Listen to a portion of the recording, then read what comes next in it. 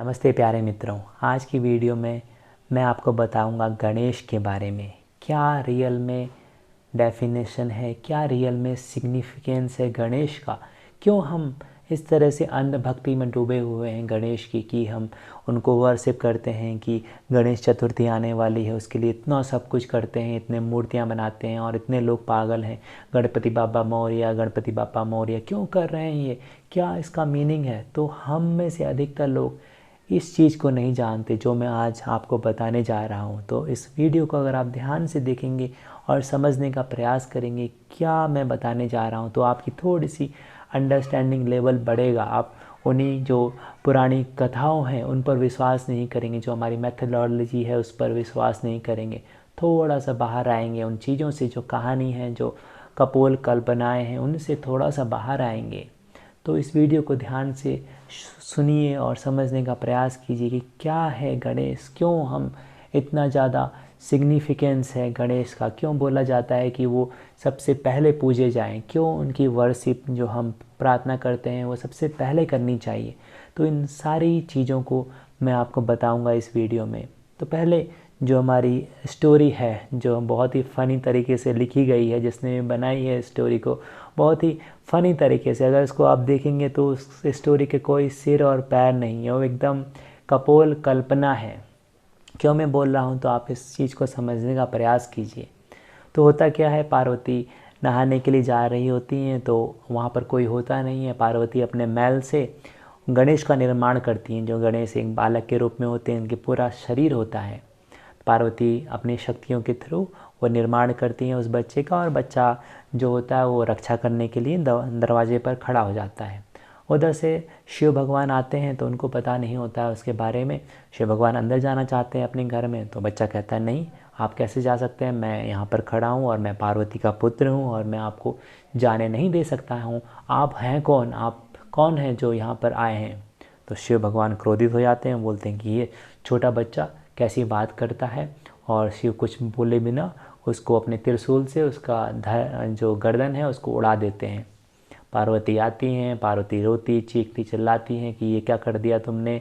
शिव भगवान कहते हैं अब क्या कर सकते हैं। तो शिव भगवान को ख्याल आता है, वो नया धड़ लाते हैं, एक जो छोटा हाथी का बच्चा था उसका संहार करते हैं, उसको मारते हैं, और एक उसके जो हाथी के बच्चे का सर लेकर आते हैं और गणेश को स्थापित करते हैं, गणेश का पुनः निर्माण करते हैं। तो इस स्टोरी का कोई सिर पैर नहीं है, हम बस उसको आंखें बंद करके विश्वास कर रहे हैं। तो एक बात यहाँ पर समझने जैसी है कि शिव, जिसको हम महादेव बोलते हैं, जिसको त्रिकालदर्शी बोलते हैं, शिव को ये बात समझ में क्यों नहीं आई कि जो वो बच्चा है वो पार्वती ने बनाया है। क्यों शिव भगवान क्यों एक नॉर्मल इंसान की तरह बिहेव कर रहे हैं, कि उनमें उतना ज़्यादा एंगर, कि किसी ने उनका रास्ता रोक लिया तो बस एकदम क्रोध में आ गए, और क्रोध में कुछ बोला भी नहीं, कुछ किया नहीं, सीधे उसको मार दिया, सीधे मृत्यु कर दी। क्यों ऐसा क्यों किया। और दूसरी तरफ पार्वती, जो जिनको पूरी शक्ति बोला जाता है, उनमें सारे इमोशंस, कि मेरे गणेश को मार दिया, वो रोने बिलखने चिल्लाने लगी। तो ऐसा क्यों है, और क्यों शिव भगवान ने उस छोटे एक हाथी का वध किया, क्यों उसको मारा। क्या वो अपनी शक्तियों के थ्रू उस जो धड़ था, उस जो गर्दन थी, उसको धड़ से फिर से जोड़ नहीं सकते थे, क्यों ऐसा किया। तो क्या इसका मीनिंग है। तो जो कहानियाँ हम सुनते आए हैं उन कहानियों का बहुत अलग मीनिंग होता था, पर हम उनका कहानियों को कुछ समझते नहीं हैं, उससे कुछ सीखते नहीं हैं। जो पुराणों में कहानी थी वो बस कहानी के तौर पर है और हम उन्हें बिलीव करते हैं, पर वो कहानियाँ नहीं थी, वो उसका कुछ अलग ही मीनिंग था। तो वो मैं बताऊंगा यहाँ पर क्या मीनिंग है उसका। जो गणेश है उसका क्या मीनिंग है, कि गणेश का सिर है हाथी का, उसकी बॉडी है ह्यूमन की, और वो चूहे पर बैठे हुए हैं। क्या चीज़ है, क्या है वो। तो एक बात यहाँ पर ख्याल करने वाली है, सोचने वाली बात है कि शिव को बोला जाता है योगी, योगियों का योगी, वो आदि योगी हैं। शिव को सब कुछ पता होता है। शिव है डिस्ट्रॉयर, शिव जो है वो ट्रांसफॉर्म करते हैं एक चीज़ को और दूसरी चीज़ में। शिव जो है वो बताते हैं लाइफ का मीनिंग, कि कैसे लाइफ जी जाए, कैसे ज़िंदगी जी जाए।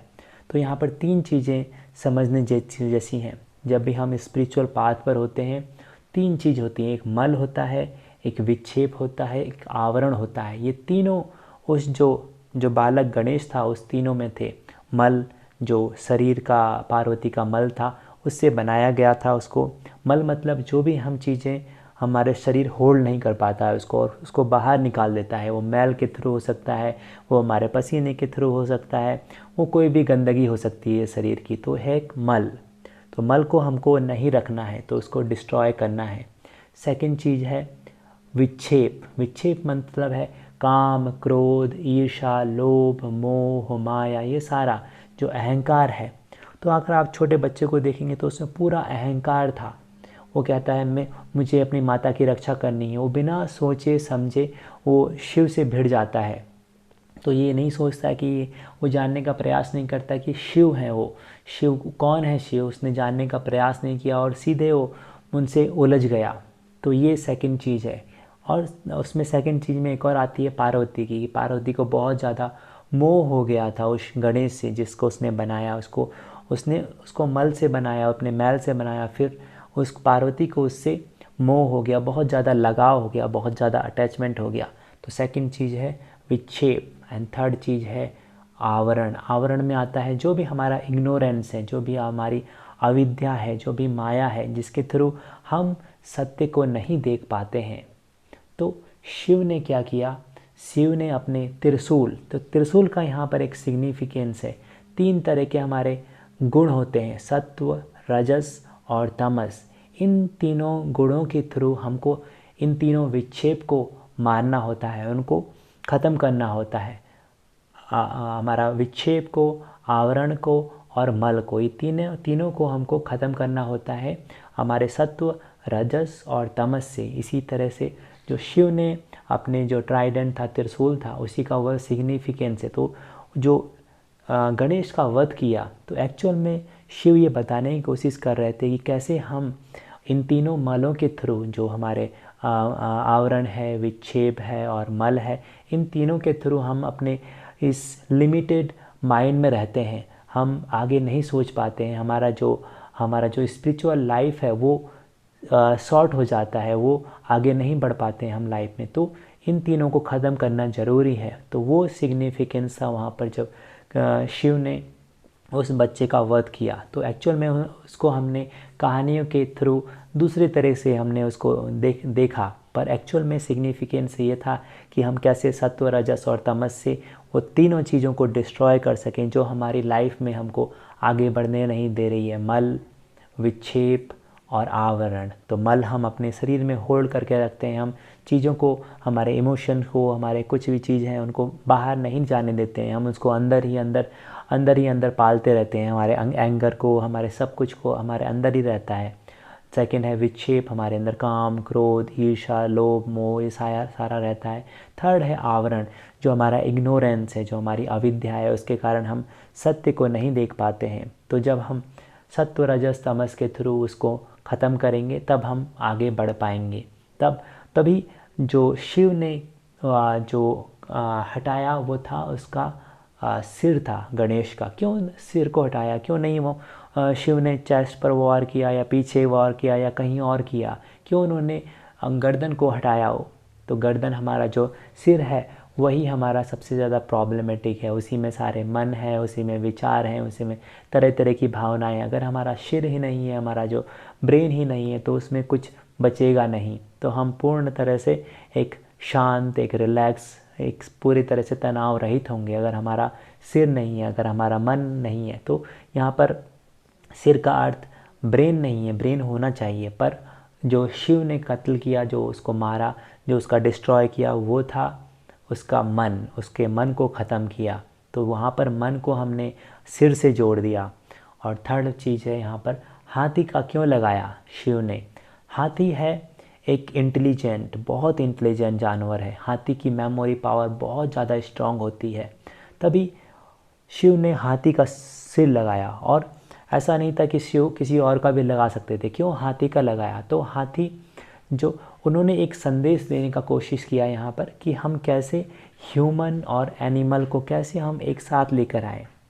ह्यूमन और एनिमल, ऐसा नहीं है कि हम एनिमल्स का किलिंग करते रहें, उनको मारते रहें, उनको डिस्ट्रॉय करते रहें। कैसे हम इस जो गणेश के माध्यम से एक संदेश देने का प्रयास किया, कैसे हम ह्यूमन और एनिमल दोनों की वर्शिप कर सकें, कैसे हम दोनों को पूज सकें, कैसे हम उनकी पूजा कर सकें, उनको जान सकें, उनके साथ प्रेम कर सकें, केवल ह्यूमन के साथ ही नहीं, केवल एनिमल के साथ ही नहीं, दोनों के साथ प्रेम कर सकें, हम दोनों को प्रेम कर सकें, यही उसका मैसेज था। थर्ड है, क्यों चूहा रहता है।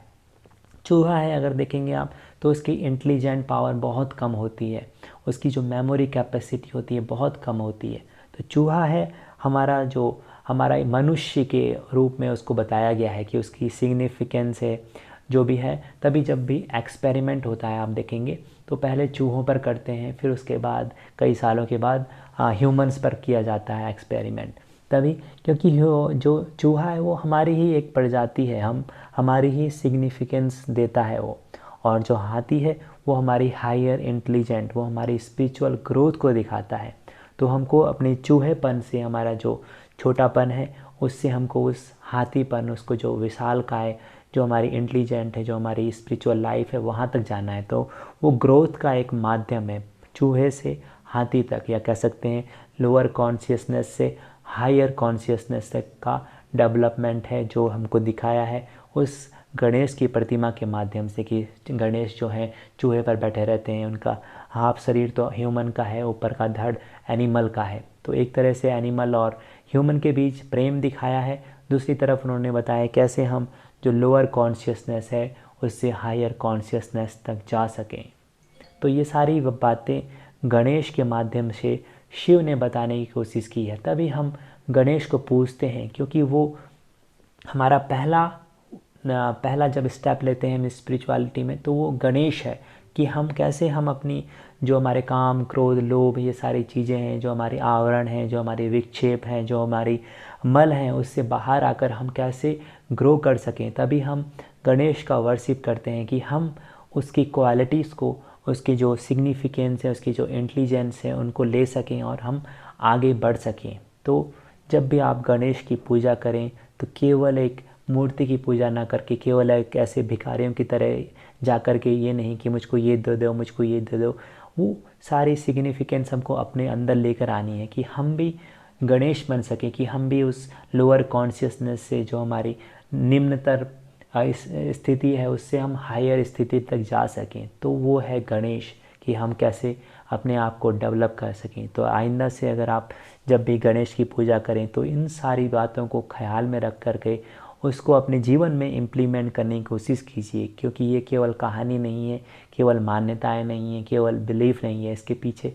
पूरा साइंस है, इसके पीछे टीचिंग्स है, बहुत गहरी टीचिंग। पर हम केवल कहानियों पर विश्वास करते हैं, केवल हम बोलते हैं कि गणपति बापा मौर्य, गणपति बापा मौर्य, मुझको ये दो, मुझको ये दो। ये सारी चीज़ें नहीं चलेंगी। इन चीज़ों को थोड़ा सा अवॉइड कीजिए और जो सच है उसको देखने का प्रयास कीजिए और उस सच को अपने जीवन में उतारिए। तभी गणेश चतुर्थी का आपको फ़ायदा मिलेगा, तभी गणेश जो है उनका फ़ायदा आपको मिलेगा। नहीं तो ऐसा कोई गणेश नहीं है जो ऊपर बैठा हुआ है जो आपको ब्लेसिंग्स देगा। आप खुद ही गणेश हैं, आपको खुद ही अपने आप को ग्रो करना है, उस लेवल पर जाना है। तो थोड़ा सा समझिए इन चीज़ों को और अपने जीवन में उतारिए। तो मिलते हैं अगली वीडियो में। आपके कोई प्रश्न हैं, कोई सुझाव हैं तो आप मुझसे पूछ सकते हैं। धन्यवाद आपका मुझको सुनने के लिए।